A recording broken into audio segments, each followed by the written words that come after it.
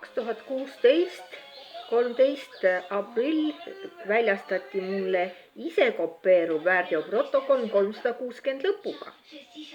Ja esialgsetel aastatel näitas siin alati veateate, et seda protokolli ei ole võimalik avada, et seda faili on rikutud.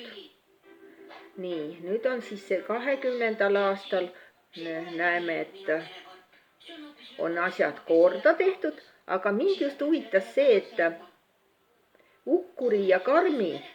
Ukkuri protokolli ja Karmi otsuse vahel ei ole vastuslauseid. Lähme korraks tagasi.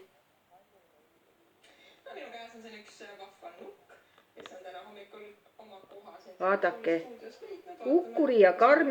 Ukkuri väärteoprotokolli ja Karmi otsuse vahel ei olnud vastuslauseid ja nad on saadetud digiteid pidi, nii Anu Vilt kui minu oma, nad oleks pidanud siin olema. Ja näete, 19 ja 20, ka siin on jälle olemas täiesti andmemahu erinevus seoses sellega, et võltsiti neid ise kopeeruvat protokolli ja kogu seda e-toimikut.